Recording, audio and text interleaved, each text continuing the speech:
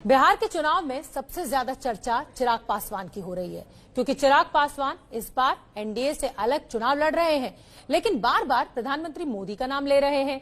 चिराग पासवान ने ABP news से बात की है और बीजेपी के उन नेताओं पर निशाना साधा है जो उन्हें वोट कटवा कह रहे हैं। चिराग ने कहा कि ऐसा कहना उनके पिता रामविलास पासवान का अपमान है। चिराग ने बीजेपी के नेताओं को चुनौती दी कि बीजेपी के नेता ये तो बोलकर दिखाएं कि अलग एनडीए को बिहार में बहुमत नहीं मिलता है तो सरकार बनाने के लिए एलजेपी का साथ नहीं लेंगे। सुनिए क्या कुछ कहा। तो वोट कटवा कहने वाले बीजेपी नेताओं पर बरसे चिराग। चिराग पासवान मेरे साथ हैं। चिराग, आप एक बहुत ही इमोशनल दौर से गुजर रहे हैं, लेकिन बिहार में चुनाव का माहौल है और आपकी पार्टी लड़ रही है चुनाव। हम तमाम राजनीतिक सवाल आपसे पूछेंगे। सबसे पहले मैं ये जानना चाहता हूं कि चिराग पासवान अब प्रचार में कब से उतरेंगे, क्योंकि आप अपने पिताजी के क्रियाकर्म में लगे हैं। कब से आप पूर्ण रूप से प्रचार में उतरेंगे जमीन पर? 2 दिन के बाद, 2 दिन का कार्य और बाकी है।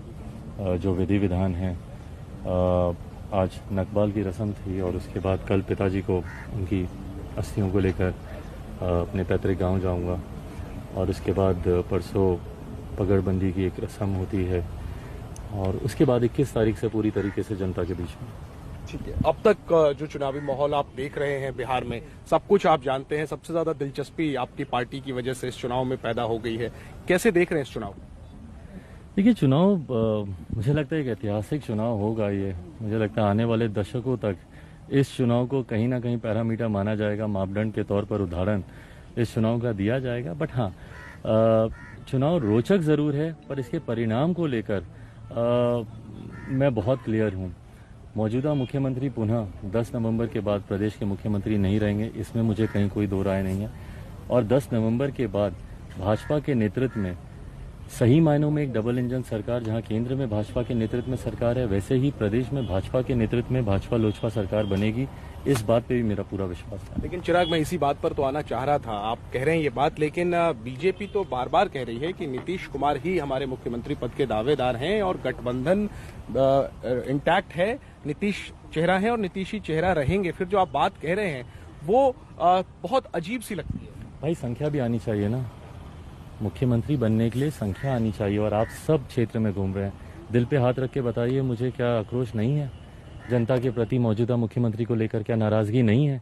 क्या जनता बदलाव नहीं चाह रही है? क्या वो 15 साल के इनके शासन कुशासन जो भी इन्होंने किया, क्या उससे वो त्राही नहीं कर रही है?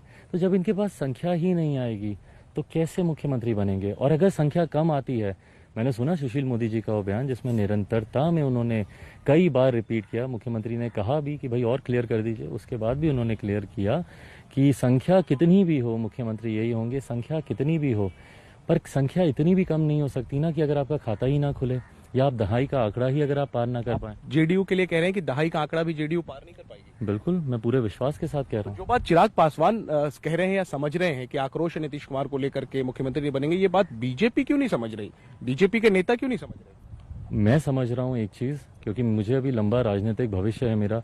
40 साल 50 साल की राजनीति मुझे अभी आगे करनी है। मैंने ये चीज सीखी है कि एक बार जिसके साथ आपने साथ देने का वादा किया, परिस्थिति कैसी भी हो, मुख्यमंत्री भले आज कितने ही मुश्किल दौर से गुजर रहे हैं, उनकी लोकप्रियता समाप्त हो गई हो, आक्रोश जनता में उनको लेकर, पर भाजपा ने उनका साथ नहीं छोड़ा। ये सीखने वाली बात है। ये होता है कि जब आपने किसी का साथ दिया, भले वो बुरे दौर से गुजर रहा हो, आप उनका हाथ पकड़कर आप चल रहे हो। मुझे लगता है मुख्यमंत्री जी को रोज भारतीय जनता पार्टी के नेताओं का धन्यवाद करना चाहिए कि इतने कठिन दौर में भी भारतीय जनता पार्टी के नेताओं ने उनका साथ नहीं छोड़ा। ना सिर्फ साथ नहीं छोड़ा, बल्कि रोज उनको प्रमाण भी देते हैं कि वो भाजपा की वो चिराग के विरोध में है, कि उनका चिराग से कुछ लेना देना नहीं। रोज ये सब देखकर कैसा लगता है? मुझे कोई फर्क नहीं पड़ता। मैं ईमानदारी से बोल रहा हूँ, नेगेटिव पॉलिटिक्स का मैं कभी पक्षधर रहा नहीं, नकारात्मक राजनीति में करता नहीं। सकारात्मक मेरा एक Bihar first, Bihari first vision document है, उसी को लेकर मैं जनता के बीच में, मैं मुख्यमंत्री जी की तरह पिछले 15 साल को दिखाकर अपनी लकीर बड़ी नहीं करूंगा। मैं अपनी लकीर को इतनी बड़ी करना चाहता हूँ कि भविष्य में। पर हाँ, जो आपने कहा कि उसको देखकर आपको कैसा लगता है, दुख जरूर होता है मुझे। मेरे पापा के बारे में जिस तरीके के शब्दों का प्रयोग, ये वही नेता हैं, ये वही उनके सहयोगी हैं। मैं भाजपा की बात कर रहा हूँ, जो अभी कुछ दिनों पहले तक मंत्रिमंडल में उनके साथी थे, उनके सहयोगी थे।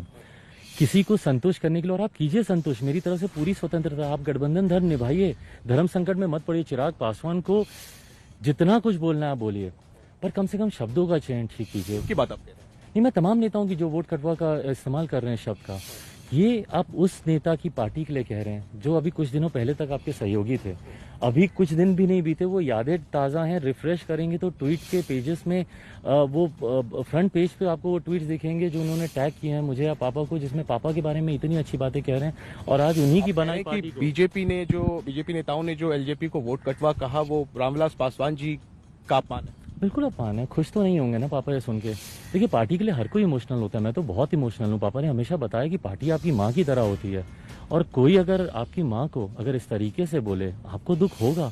और एक ऐसे समय में बोले जब पापा का निधन अभी हुआ है, ऐसी क्या मजबूरी। भाई, मैं नहीं लगा रहा प्रधानमंत्री जी की तस्वीर, मैं नहीं कह रहा कुछ, पर ऐसा भी क्या मुख्यमंत्री जी को संतुष्ट करना कि आप शब्दों की मर्यादा ही आप भूल जाएं। आप कह रहे हैं ना कि प्रधानमंत्री आपके राम हैं, वो आपके हृदय में हैं, आप उनके हनुमान हैं। क्या क्या कहा आपने, एक बार बताइए। मेरी आस्था को कौन रोक सकता है? मैं हूं उनका हनुमान, मेरे दिल में बसते हैं। और मैंने कहा कि प्रधानमंत्री जी की तस्वीर उनको साथ में लगाने की जरूरत है, मुख्यमंत्री जी को साथ में लगाने की जरूरत है। क्यों? क्योंकि उनसे उनके दिल का रिश्ता नहीं है, उनके विचार नहीं मिलते। तो जब ये बात आप कहते हैं, इसी बात से तो बीजेपी नेताओं को लगता है कि ये बात वोटरों तक पहुंचेगी, वोटर कंफ्यूज होंगे, वोट कटेगा, तो जाहिर सी बात उनका वोट कटेगा, वो आपको वोट कटवा कहेंगे। दो चीज मुझे बताइए, एक ऐसा व्यक्ति जो मेरे जिंदगी के, मुझे नहीं लगता इससे ज्यादा कठिन दौर मेरे जीवन में कभी और आएगा, जो व्यक्ति मेरे साथ दिन रात खड़े रहे। पापा जब अस्पताल में थे कोई नहीं था मेरे साथ, मुख्यमंत्री को तो उनकी तबीयत की जानकारी तक नहीं थी। उस वक्त यही प्रधानमंत्री थे जो दिन में 2-2 बार मुझे फोन करते थे। पापा की अंतिम यात्रा में जिस तरीके से प्रधानमंत्री जी ने उनको सम्मान दिया, जयप्रकाश जी के बाद दूसरे ही ऐसे नेता हैं जिनको इस तरीके का मिलिट्री ऑनर मिला, तो मैं क्या जस्ट बिकॉज कि मैंने अपनी राह अलग कर ली, क्या मैं प्रधानमंत्री जी के खिलाफ हो जाऊं? क्या मैं भूल जाऊं वो सारी बातें जो उन्होंने मुझे फोन कर करके मेरे हिम्मत बांधने के लिए, मेरे कंधे पर इतनी देर तक हाथ रखकर मुझे गले लगाकर जो उन्होंने मुझे हौसला दिया, मैं सारी बातें भूल जाऊं?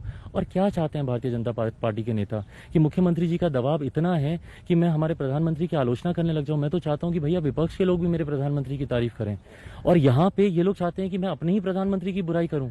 क्यों करूं मैं? और जहां तक रही उनका नाम लेने की, कौन ले रहा, आप मुझे बताइए ना। कहाँ लगी उनकी तस्वीर? मेरा मैनिफेस्टो अभी मैं कल परसों में रिलीज करूंगा, कहाँ है उनकी तस्वीर? मेरे कौन से होर्डिंग, बैनर, पोस्टर कहाँ पर है? कोई नेता आपके जो है वो नारा भी लगा रहे हैं और फोटो भी लगा रहे हैं, इसलिए नहीं, फोटो नहीं लग रही है। फोटो आप मुझे प्रमाणित कर दीजिए, मैं तुरंत उसके ऊपर कार्रवाई करूंगा। फोटो कहीं नहीं लग रही। एक फोटो मेरे सामने भी आई थी, उसकी मैंने जांच करवाई, वो फेक थी, उसको मैंने टेस्ट में। गया के उम्मीदवार की बात आप कर रहे हैं? हाँ, वहीं किसी एक उम्मीदवार की आई थी, वो मैंने टेस्ट करवा ली थी, वो फेक थी। बट उसके बाद भी मैं बोलता हूँ, मैं आप ही को नहीं, मैं भाजपा के भी नेताओं को बोलता हूँ, मेरे लिए संभव नहीं है। मैं 143 सीटों पर चुनाव लड़ रहा हूँ। हो सकता है किसी प्रखंड में कोई ऐसा होर्डिंग लग गया हो, किसी पंचायत में कोई ऐसी, मैं इसी की बात कर रहा हूँ। रेणुका देवी जी, मैं इसी की बात कर रहा हूँ। इसको आप भी चेक करवा लीजिए, ये फेक है, ये ओरिजिनल नहीं, मैं इसी की बात कर रहा हूँ। और अगर कोई आपका उम्मीदवार पीएम की फोटो लगाएगा, आप भाई मैं कर लूंगा कार्रवाई। अगर इतनी ही नाराजगी है, लोग अगर इतना ही चाहते हैं, मेरी तो समझ के परे ये अजीब परिस्थिति है जहां देश के लोगों को प्रधानमंत्री जी का गुणगान गाते नहीं थकना चाहिए, यहाँ मुख्यमंत्री ने ऐसी परिस्थिति। प्रधानमंत्री जी से आपकी क्या अपेक्षा है? आपने कहा कि प्रधानमंत्री ने एक दोस्त, माफ कीजिए, एक पासवान जी के एक साथी थे, वो एक साथी का फर्ज उन्होंने निभाया और साथी के बेटे के साथ खड़े रहे एक सबसे अहम वक्त में। व्यक्तिगत संबंध होते हैं, इसको याद किया है और राजनीति से ऊपर उठ करके इसको रिकॉल कर रहे हैं, ये बड़ी अहम बात है। लेकिन प्रधानमंत्री से आपकी अब क्या अपेक्षा है जब आपके साथ आपके पिता का साथ नहीं है? भाई मेरी कोई अपेक्षा नहीं है, और बल्कि आपके माध्यम से पता है, मैं प्रधानमंत्री जी को, मैं तो खैर बहुत छोटा आदमी हूँ कि मैं प्रधानमंत्री जी को किसी बात के लिए मैं बोलूं, पर मैं भाजपा के तमाम नेताओं को, सबको मैं अपनी तरफ से मैं स्वतंत्र करना चाहता हूं कि आप खोलकर चिराग पासवान का विरोध कीजिए। आप मुख्यमंत्री जी को संतुष्ट करने के लिए जितना आपको बोलने की जरूरत है, बस शब्दों की मर्यादा जरूर रखिएगा। दुख होता है मुझे, पापा की बनाई हुई पार्टी है, मेरे बारे में तो आप व्यक्तिगत भी बोलेंगे कमेंट, मुझे कोई दिक्कत नहीं है, पर मेरी पार्टी को लेकर मैं हूँ इमोशनल, पापा को लेकर तो इस समय तो बहुत ज्यादा हूं। उनके और पार्टी के बारे में कुछ नहीं, मेरी नीतियों का विरोध कीजिए। बोले कि बिहार फर्स्ट, बिहारी फर्स्ट सबसे खराब विजन डॉक्यूमेंट है, बोले कि चिराग पासवान अमर्यादित व्यक्ति है, चिराग पासवान के अंदर संस्कार नहीं है। मेरे ऊपर जितनी टिप्पणी आपको करनी है आप कीजिए, मेरे ऊपर जितना मेरा विरोध करना, और मैं सीरियसली बोल रहा हूँ, प्रधानमंत्री जी किसी धर्म संकट में नहीं रहे। उनकी अभी रैली होने वाली है और मुख्यमंत्री जी को संतुष्ट करने के लिए मेरे प्रधानमंत्री को अगर उस मन से भी, मैं तो खैर बहुत छोटा आदमी हूँ, क्यों प्रधानमंत्री जी मेरा नाम लेंगे, बट अगर मुख्यमंत्री जी को संतुष्ट करने के लिए अगर मेरा नाम लेकर मेरा विरोध करने की भी जरूरत है तो उस विरोध को भी दर्ज कराएं ताकि मुख्यमंत्री जी संतुष्ट रहें। तो लेकिन अगर प्रचार अच्छा हुआ बीजेपी और जेडीयू का, मुख्यमंत्री जी के लिए प्रधानमंत्री ने अपील की, तो फिर आप जो कोशिश कर रहे हैं मुख्यमंत्री बदलने की, वो तो कामयाब है। भाई जनता को डिसाइड करने दीजिए ना, हम लोग क्यों जनता की बुद्धि विवेक को चुनौती दें? कॉन्फिडेंट है? 200% कॉन्फिडेंट हूँ। मेरी राह गलत है क्या, आप बताइए? क्या मुख्यमंत्री की नाराजगी नहीं है? क्या आक्रोश नहीं है? क्या कोरोना में उनको जितना करना चाहिए था उन्होंने किया? क्या उनका ये कहना कि आज भी यहाँ पे अस्पताल नहीं है, ये जिम्मेदारी किसकी है? मुख्यमंत्री तो आप हैं। 143 सीटों पे लड़ रहे हैं चिराग, आप अपने से तो आप सरकार बनाने नहीं जा रहे हैं, और आप जिनके साथ लेने की बात कर रहे हैं वो कह रहे हैं कि ये हमारे साथ नहीं है, तो ये कैसी दोस्ती? ना भाई, चुनाव के बाद देखते हैं ना, भाजपा के नेता से कहलवा दीजिए ना, फिर बोल दीजिए कि परिस्थिति कुछ भी हो, चुनाव के बाद अगर भाजपा और जदयू के अगर आंकड़े नहीं होते हैं, सरकार अगर उनकी नहीं बनती है, तो वो चिराग पासवान की पार्टी के विधायकों का समर्थन नहीं लेंगे, बोल दीजिए, फिर मेरी भी लाइन क्लियर हो जाएगी, फिर मैं भी सोचूंगा। और मैं वैसे भी, मैं कहाँ भाजपा के भरोसे में जा रहा हूँ? मैं चाहता हूँ कि भाजपा लोजपा सरकार बने, भाजपा के नेतृत्व में बने, पर मैं लड़ाई तो अपनी अलग लड़ रहा हूँ ना। मैं भाजपा के नेताओं से कोई अपेक्षा नहीं रख रहा, मैं किसी से नहीं रख रहा।